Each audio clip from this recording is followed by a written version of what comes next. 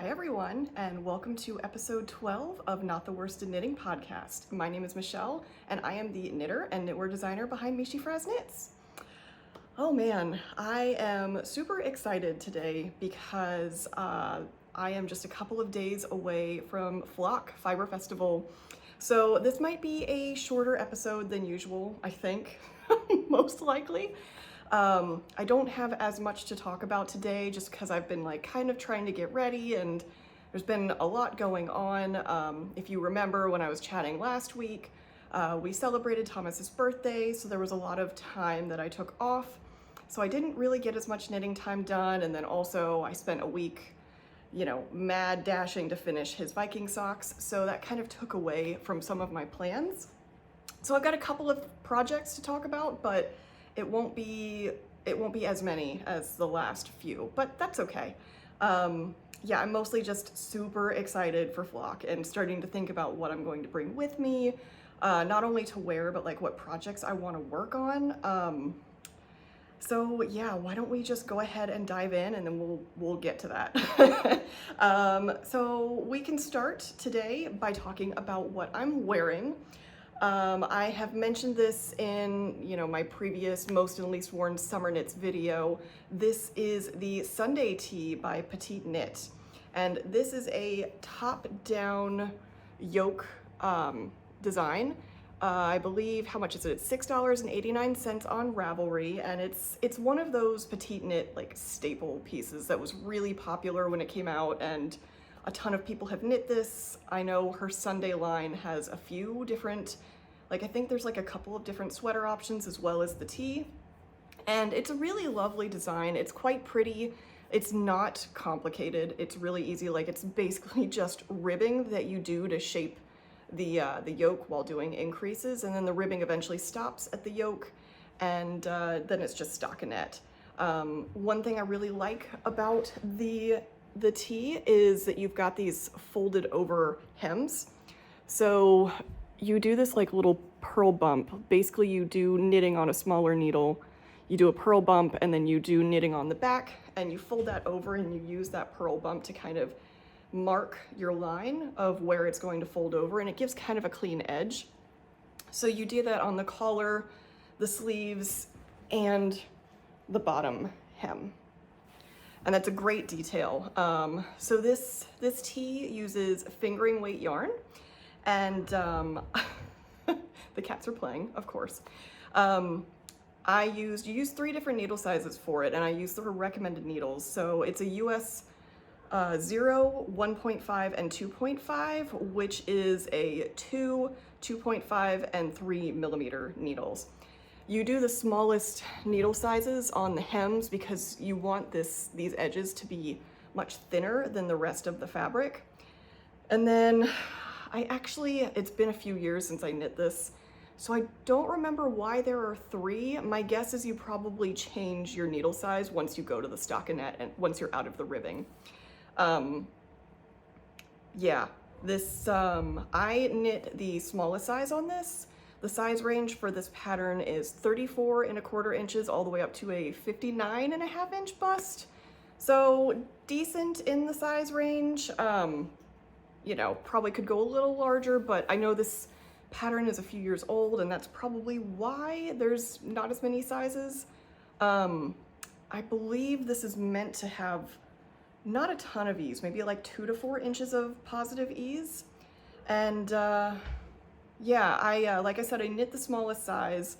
I used 2 skeins exactly of the yarn I used, which was Polka Dot Sheep Iron Horse in the colorway Dusty Road. This yarn, so I talked about this in a previous video. Cats are opening the curtains, apparently. Anyway, I talked about this in a previous video. This color is really not a great color on me, and I recognize that. At the time, I thought it was pretty, and this yarn I had originally intended for a shawl. I actually intended this for the Ziggy shawl by Joji Locatelli. That ended up not happening. I had this on hand. It was the pandemic, I think, and I really just wanted to knit a lightweight top, so I just went for it.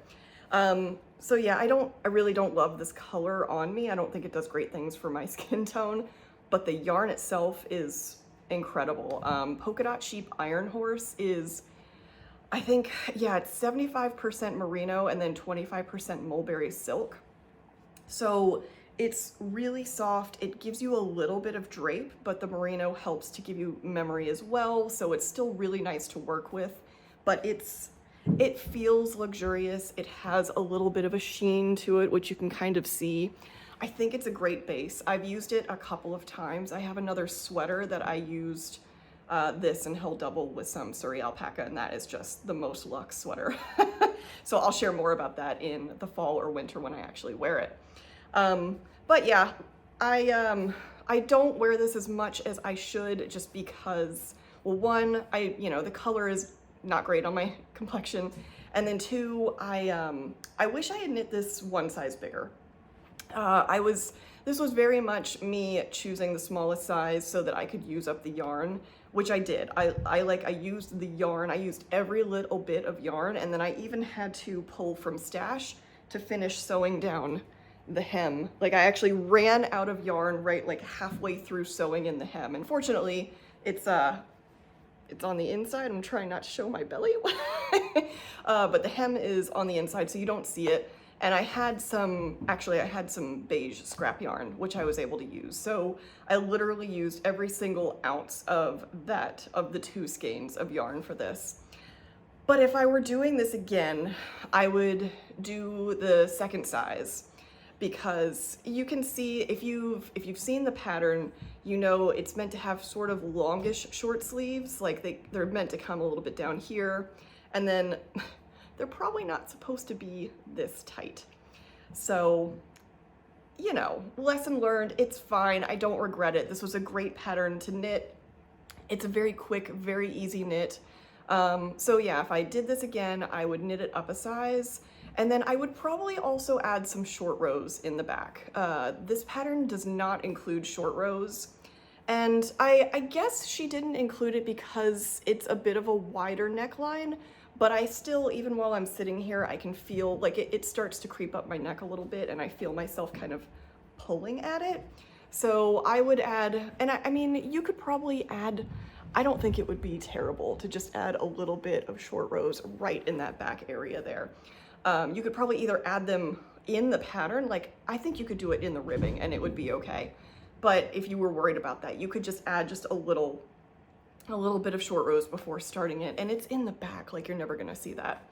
So those are the 2 modifications I would make if I knit this again. And I mean, I would knit this again. Like, it's weird because, like, I feel like I don't know if I will knit this again, just because it's one of those things where, like, it's such a popular pattern that once I've done one, I feel like, okay, I did the Sunday tee, let's do something else. But I do like this, and I actually, when I used to wear this out a bit more, I did always get compliments on it. So there's nothing bad to say about this pattern.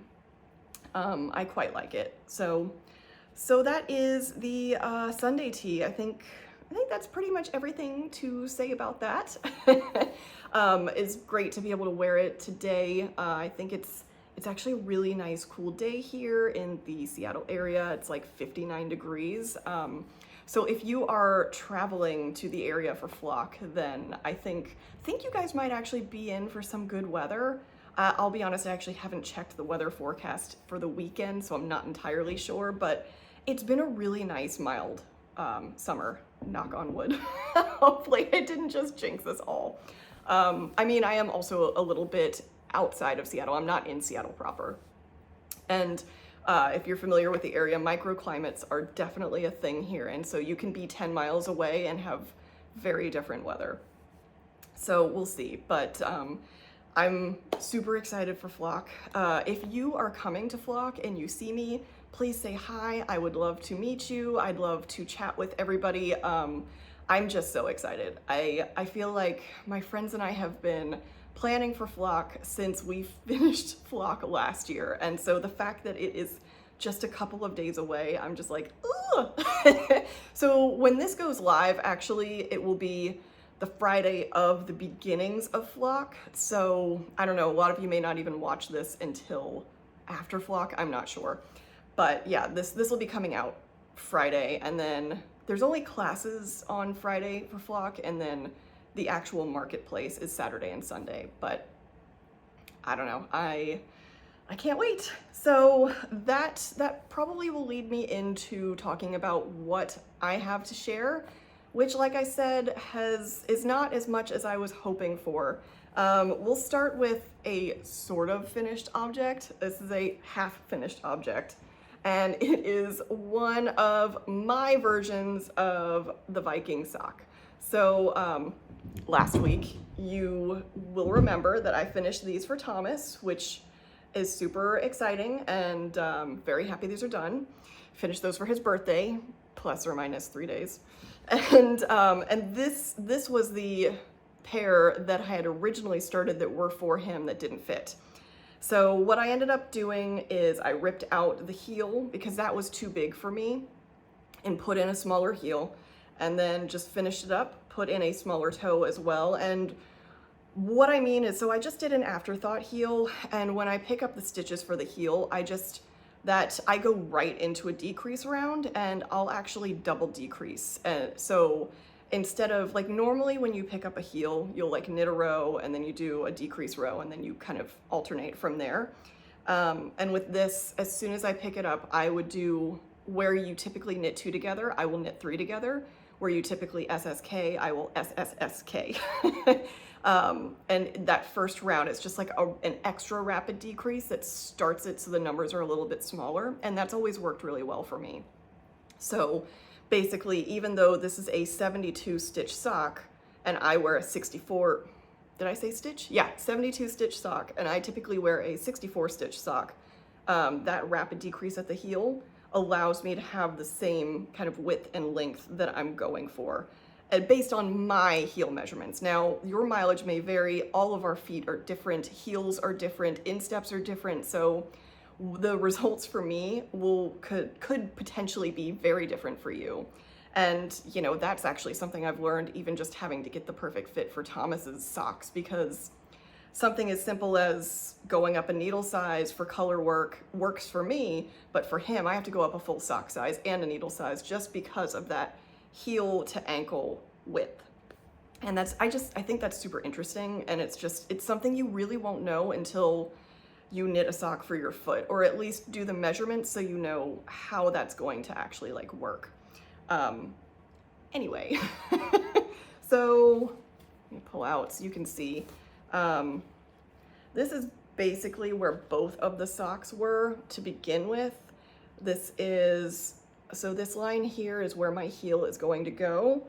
This sock was in the same place, except the heel had been done. So I just ripped that heel out, redid the heel, and then finished it up and did the toe. So I'm on the wave portion here, so I just need to finish the wave and then do that little white line, and then I can start the toe for this one and then the heel. So I'm not far off.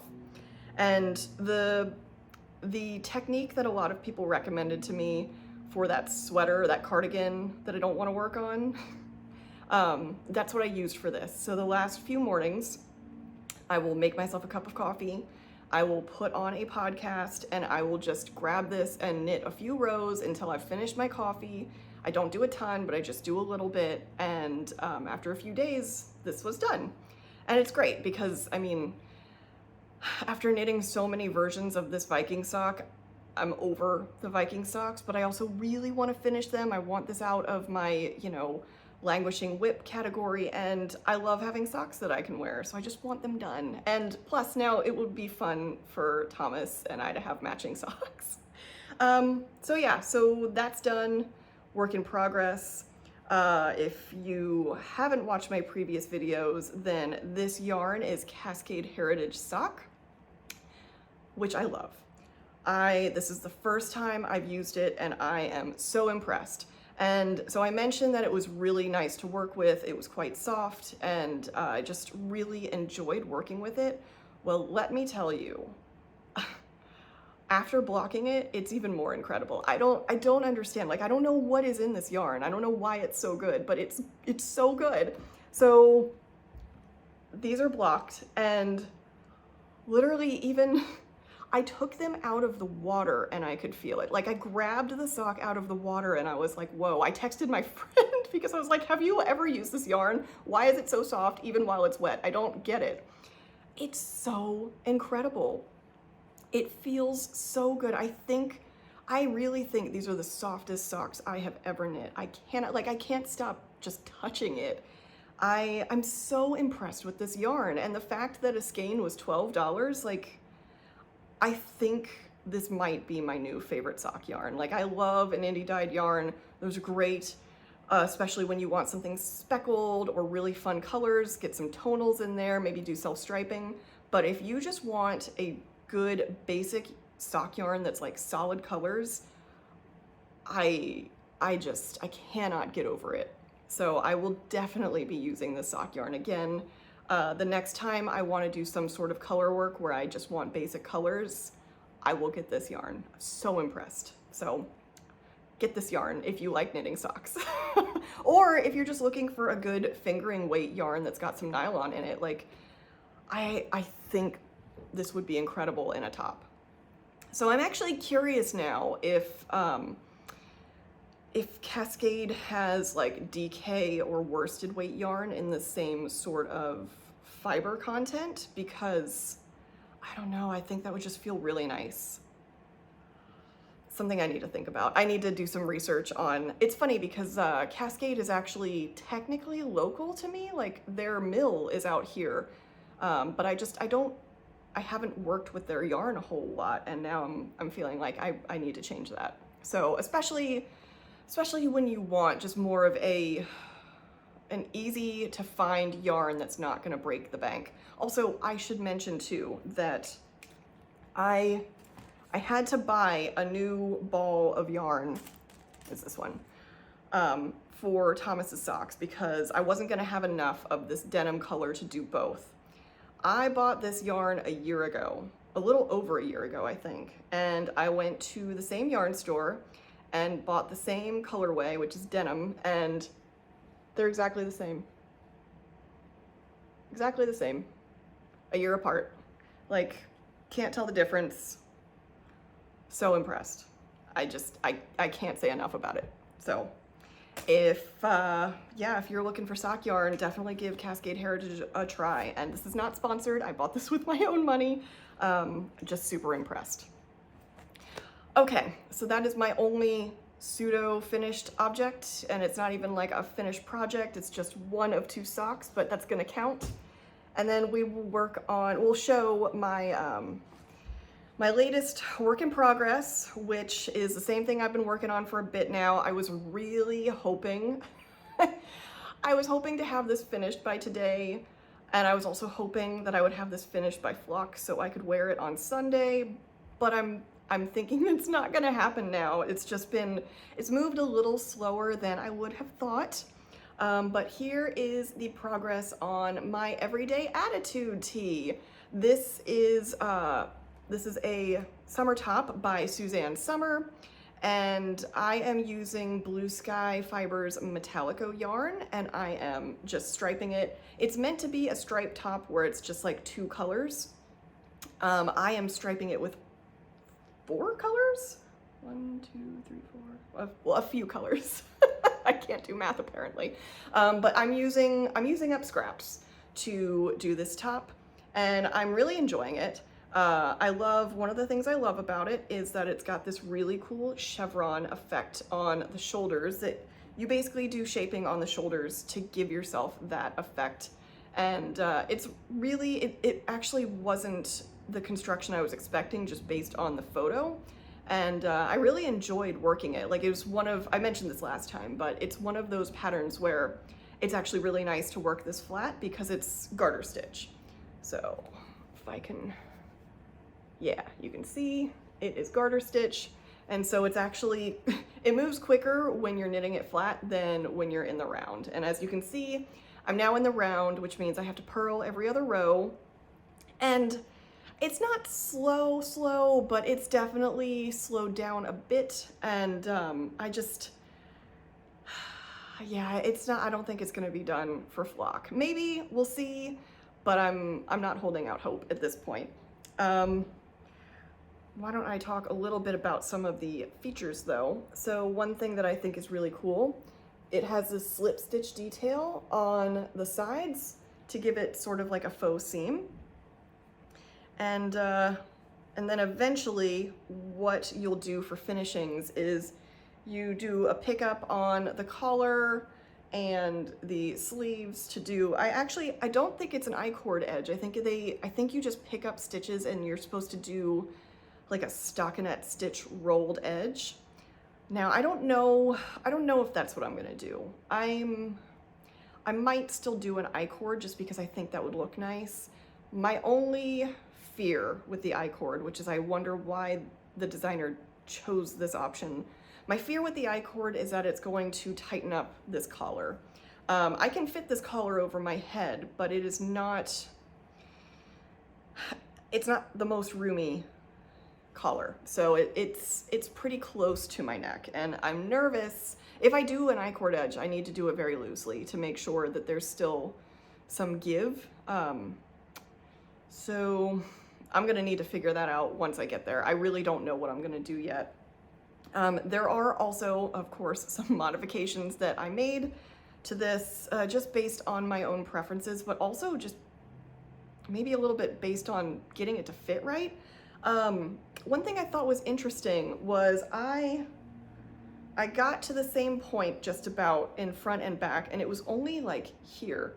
And it was saying to join in the round, and the sleeves would end at that point, and you're only casting on like 5 stitches or something for the sleeves. And that was going to equal, I think the circumference for the sleeves was like 10 inches. I was like, that seems really tight.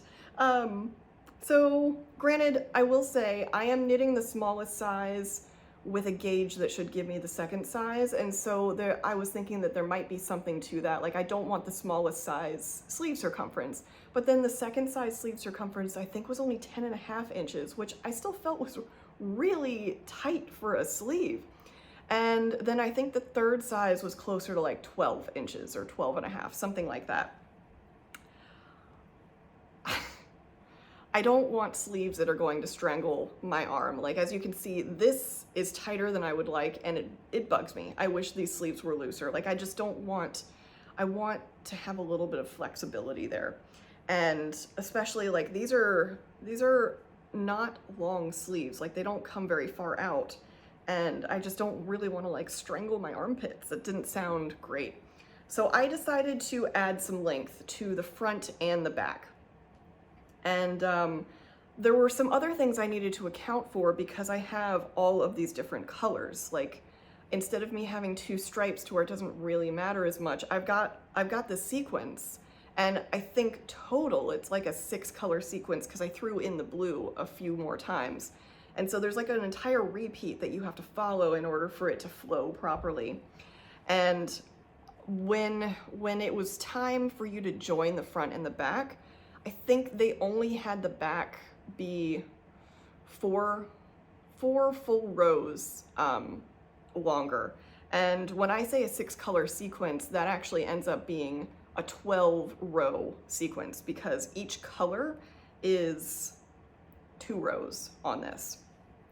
And so I really needed to think about that because I wanted the back to still be longer than the front. Like, I find it really important to add some sort of extra length to the back of your garment so that instead of doing what this is doing where, you know, you've got a little extra here, but then it's like right on my neck, you want it to push it forward so it will kind of come down like that and be a little easier on your neckline. So I decided to add 1 full extra repeat to the back.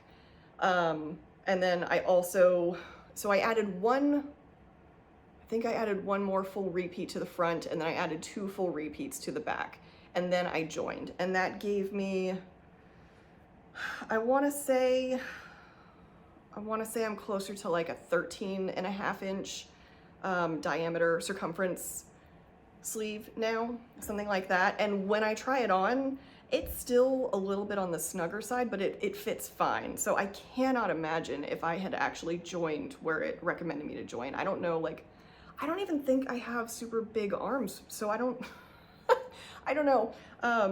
It just seems like 10 inches for a sleeve circumference is kind of tight. So keep that in mind if you do this, that you might want to add a little bit more length to it. So that's what I did. And when it got to a place where I was happy with it, I went ahead and joined, and now I am just working garter stitch in the round. And it's moving, but it's moving a little bit slow. You can see here, I'm going to have, because it's actually kind of unfortunate, I worked the back, got to where I thought I was supposed to be based on the pattern, then did the front. So when I finished the back, I had to cut all of my yarns and then do the front. And then I did all of the front, and then I measured and was like, okay, this is too long. And so then I had to finish the front and then cut my yarns and then add to the back. And so I had to like do an extra cut of all of these colors. And so I'm gonna have a lot of ends to weave in. It's fine, it's not a big deal. Maybe this will be what I do at Flock, is just, this will be my project that I work on as I weave in my millions of ends. So, yeah, I was really hoping I'd be able to wear this on Sunday. That's okay, it's all right. So I think this is going to become my Flock project. The only reason why I'm not sure if it will is because I've got, part of this project has been like, I will pull this project out of my bag and then I will spend the first 10 minutes just untangling all of the yarns, because as I work them, because I'm obviously not cutting them every row, I am, where can I show you this? What am I looking for here? Okay. I'm carrying the yarns each row, and I'm alternating the order that I carry them in so they get carried evenly. And I do this so I don't have to cut my yarns, and so the tension stays even. What that means is that as I have to essentially twist the yarns as I'm carrying them and pulling one around the other so that it catches the yarn behind it and it traps it essentially. And what that means is the yarn gets incredibly tangled. And then I also have the needle, I have barber cords on here because I actually just tried this on before shooting this. But yeah, I mean, it's already, like, it gets so tangled, and the bag is kind of a mess as the yarn balls are kind of unraveling. And because the yarn is alpaca and silk, it's like, the balls don't really hold tightly together, so the balls are coming apart, and there's just yarn everywhere, and the inside of my bag is terrifying. So that has me wondering if this is a project I want to travel with. I don't know. So we'll see. But yeah, I'm still enjoying this. I'm looking forward to wearing it. Like, you might remember that I was really unsure about these stripes. And again, I pulled out the yellow and I think it made a world of difference. I think it looks good. I think this is gonna be a cute top. I think this is gonna be something I actually end up wearing a decent amount. I know I'll wear it in the fall. I run warm, so I kind of wear short sleeve tops year round anyway, at least when I'm inside. So yeah, I actually suspect this will get a decent amount of wear for me. Yeah. That is everything I can really talk about right now. All my other projects I have not worked on since I last showed them to you, so there's not really anything to share there. And I don't know, it's just, you know, prepping for Flock, it's kind of changed my priorities. And then also having that, you know, Viking sock to finish. I do still anticipate wanting to work on my field day cardigan, and then I've also got that design, the cowl design I'm working on. I'm hoping to be able to show that to you guys in the next couple of weeks. Next week will most likely just be my Flock recap, because I'm sure I will have some acquisitions from there and probably want to chat about everything that happened at Flock. So I expect that next week is just going to be a Flock episode, and then we'll get back to normal podcasting after that. But there are a couple of acquisitions I can chat about today. So this, I'm actually like really excited about this, because this is This was an unexpected thing that popped up on my Instagram and I bought it immediately. I'm not normally the kind of person that just like sees something and buys it right away, but this is something that I bought right away. If you follow Green Letter Day on Instagram, then you have probably already seen this. She is an indie dyer, a yarn dyer, and she came up with a puzzle. And this is like my hobby worlds colliding into one. And as soon as I saw it, I was like, I have to buy it. It's a puzzle that has a yarn shop and a cat. I mean, sign me up. I also, I love puzzles. I mostly do puzzles in the fall and winter. I don't know why. I don't really do puzzles in the summer and the spring, but like fall and winter, like give me a candle and some dim lighting and some good music and a puzzle and I'm good. Like I'm golden. So I think that this is going to be something that I break into in the next couple of months. I love when you've got really bright, vivid colors, and especially there's something about like buildings and cityscapes or like little old towns. I don't know, I'm such a sucker for those puzzles. So this was so perfect. Not sponsored. She didn't ask me to talk about it. If you like puzzles and you like yarn, you should definitely check out her shop and see if she's got more of these because, I mean, so cute. So cute. So that is my only acquisition that's here that I can show. I also, I just ordered a sock set from Tiny Human Knits. She has this Nutcracker collection, which I have been watching her show and I've been dying to get my hands on it.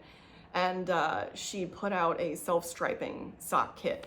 So I didn't do an Advent yarn this year just because I hadn't seen any that I was really sure of, and I wasn't really sure. The one I did last year, the colors were more of a fade than like actual stripes, and I didn't love that as much, just for me personally. Like I want to see the stripes and know my cutoff.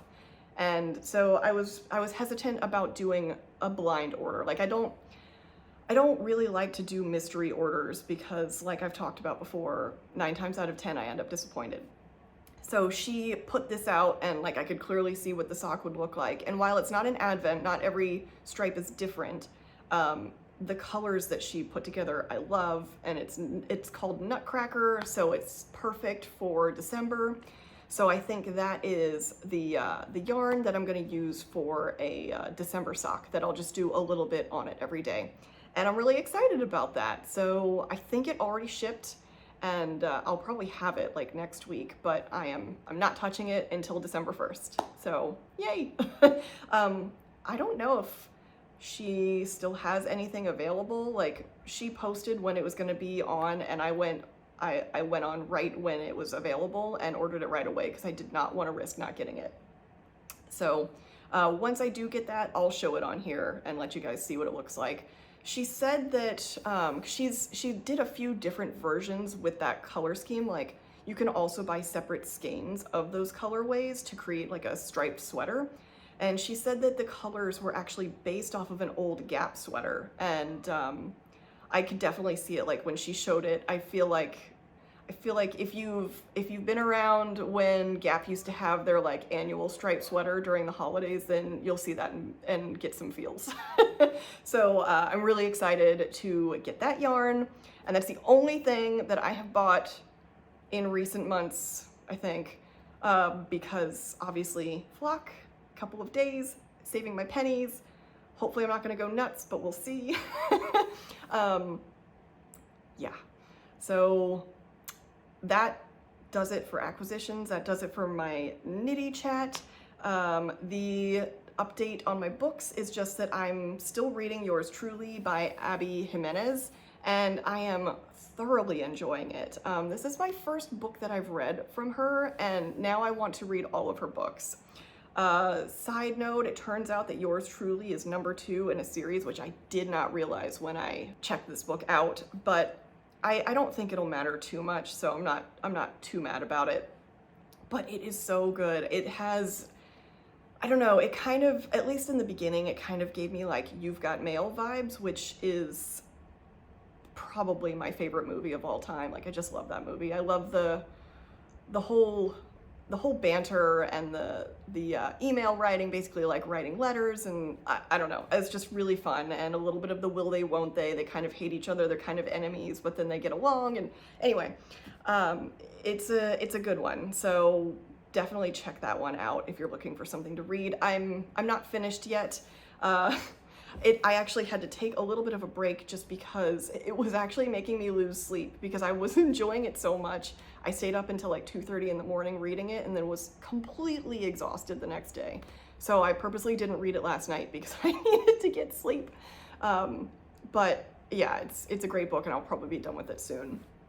And then the last segment of things for me to talk about is just podcasts that I'm watching. So I have a couple to talk about today, and the recommendations I have they're both podcasts that I've watched for probably years now. It's crazy to think about that it's probably been several years that they've been doing podcasts and that I've been watching them. The first one is Tangerine Knits, and it is her name is Yichi, and she's somewhere in Virginia. I'm not sure where. And she posts semi-regularly. I don't think she's on any particular cadence. I think it's just when she's got enough knits to show that she'll do an episode and show everything she's worked on over the last few weeks. And I just really like her style. I really like the yarns that she chooses and the colors she picks. She typically does a good mix of like your kind of like big box yarns, and then also your indie dyed yarns, and she'll like travel and pick up yarns that she's really enjoying, and she just picks really beautiful patterns, and she's very thoughtful in the patterns that she picks and what she knits for herself, and a lot of times it'll be patterns that you've maybe never heard of before, and I really enjoy that. I really enjoy her personality, and it's just a really relaxing podcast to watch. And my second podcast that I enjoy watching is called Sunday Knitting Society. I think her name is Chelsea, and she's in Oklahoma. First off, what I love about her podcast is just the yarn wall behind her. Like, I love a good wall behind a podcaster of things that I can just kind of stare at. Like, obviously I'm paying attention to the podcast, but I'm also just kind of like drooling at all of the yarn behind her. She's got shelves that are probably similar to that, but it's full of beautiful yarn. And she buys really gorgeous yarn, and she knits a lot of different patterns. I know she also does a lot of test knits, and she's typically working on a few patterns at a time, and I love the colors she chooses. Like, a lot of the times she picks colors that I wish I could wear, but I can't based on my complexion, like a lot of yellows and bright pinks, but I love them so much. They're so beautiful. And she also ends up, she typically puts a little bit of like personal chat in there where she's talking about her family and stuff, and it's also a nice one to just kind of like sit and knit to and just feel like you're kind of part of her life for a little bit. I love those where you can kind of just get lost a little bit into the nitty chat and the life chat. So those are two great podcasts that I would recommend. Yeah, I know we're almost at 40 minutes, but this is actually a shorter episode for me, believe it or not. Yeah, that kind of does it. Like I said, couple days to flock. When this goes out, flock will be kind of here and in full force. Please come say hi if you see me. Feel free to DM me on Instagram if you wanted to meet up. I would be happy to meet up with any of you guys or see you just to like meet people in person. I love that because so many times it's like, last year I remember there were people where I saw and like I don't know their name, but I'd be like, oh, that's this so-and-so Instagram handle. So it's really fun to like see these people that you've seen online and actually meet them and realize like, hey, these are real people. I don't need to be intimidated. It's super fun to just chat, and like we all just love the same thing and we're here for the same reason, and it's fun to just really geek out together on Fiber. So I hope to see you there, and if not, if you can't go, I'm hoping that I'll take some, at least photos, maybe some video. I don't know if I'm gonna take video or not, but I'll try and get some footage of the event and chat about it next week so you can kind of hear what it was all about. Yeah, so I guess I'll chat with you guys next week post flock, and I hope to see any of you there. Otherwise, if you would like to get in touch with me, I am meeshyfrazz on both Instagram and Ravelry. You can email me at meeshyfrazz@gmail.com, and then you can also find my blog at meeshyfrazzknits.com. So yeah, I hope to see you at Flock. Otherwise, I will chat with you next week. Bye.